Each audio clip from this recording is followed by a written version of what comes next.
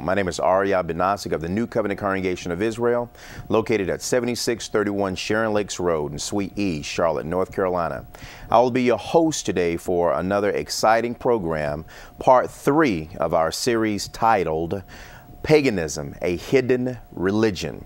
That's right. Again, we will be discussing more on the topic of paganism and how paganism was actually introduced in what was at one point in time a very pure, a very cured theology, precepts and code of ethics that were handed down by the Most High from Mount Sinai, taught and spread by the prophets of the Most High, by the apostles of the Most High, and certainly by our King, Yahshua the Anointed.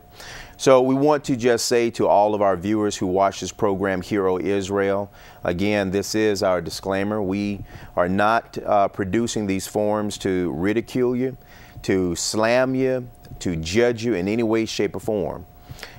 We honestly believe that many people are seeking a true relationship with the Most High according to His Word. But the challenge is making sure that we have an understanding of what is indeed His Word and what is tradition, so we'll have an opportunity to practice and be within the will of the Most High. In order to assist in facilitating part 3 of Paganism, a Hidden Religion, we have on my right, Brother Elder Yaakov Ben Eli. Shalom, Elder. Again, welcome to the program, Thank Elder. you. Hero Israel, part 3. We are discussing a very, very, very serious topic. Yes, indeed. To a lot of people who are seeking to serve the Most High, Yes. and a number of people who believe they are serving the Most High. Right. And what we are doing, as we have been doing and as we always do in our program, is just merely place a topic on the table. Yes. And we go throughout the scriptures in order to speak to that topic, to understand the message that the Most High has given as it relates to the topics that we present, to the viewing audience. So without further ado, we're going to go ahead and get started. Elder, is there anything that you want to say before we get started? Well, the last couple weeks have been very informative, and every time I'm exposed to this material, it just really shakes me on the inside, because for the years and years, I studied the Bible. I really didn't know how to interpret the Bible, even though we know it's its own commentary. Right. I didn't know how to commune with this mighty word, and extrapolate and understand who is it speaking to, who is it talking to. The prophet John said, "He who has an ear, let him hear what the Spirit is saying to the assembly." The prophet Isaiah said, whose report are you going to believe? And so as we report these things, as we delve into the deception that has occurred in the earth, the question becomes, whose report are you going to believe? And are you going to have an ear to hear what the Spirit is saying to the assemblies? And so it's an exciting concept. I'm excited to be here, to be able to release this information to people who has an ear to hear. Absolutely. And again, viewers, we are an information society. Yes, indeed, we are a Hebraic cultural group. We practice the code of ethics that the Most High gave unto our forefathers, and certainly, the code of ethics that He has commanded all of mankind to adhere to for their peace and for life longevity. Okay. So again, if you have any questions, if you have any comments, concerns, feel free to give us a call at 704-553-7625. You can visit our website at www.nccisharlotte.com.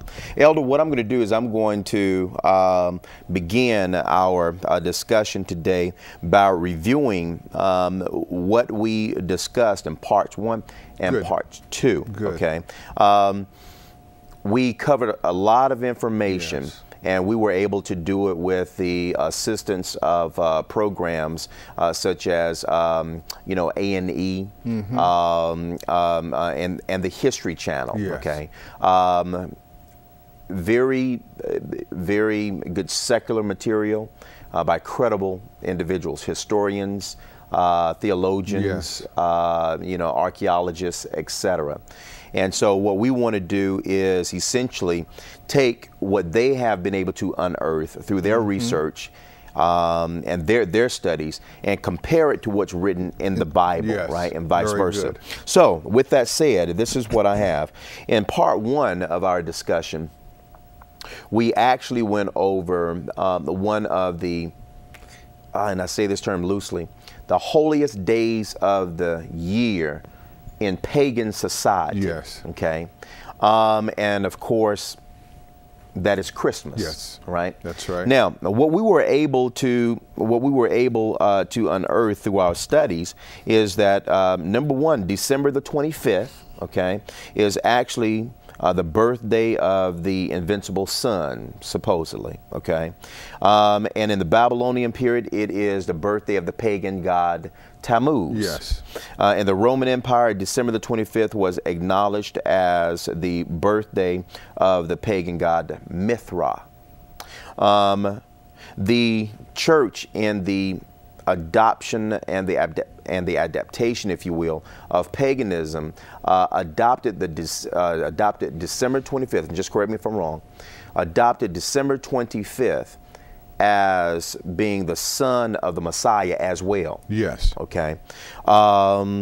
We then go to, let's see, from December 25th, we then have 12 days of so-called Christmas, the 12-day, which actually originated with the 12 days of Yule log burning. All right. And let's see if I have a little relief here. And while you're looking for that, the December 25th date was actually celebrated thousands of years before the birth of the Messiah. And they were doing a lot of the things that is done today in celebration of Christmas without knowledge or background of where these concepts actually originated. Right. If we can get a shot here, if we can get a camera shot here. Okay. As we discussed in the first week of our program, we know that the pagans, primarily the Germanic people, used a tree. The German people. The German people. Yes. And they chopped down the tree and they brought a tree into their home and they decked it with silver and with gold. Let's go here. Yeah. They decked it with silver and with gold, and they tacked it to the floor so it would not move. And in Germanic history, the origin of them bringing a tree into the home and decking it with silver and with gold was to honor their god Tiwaz. Tiwaz was one of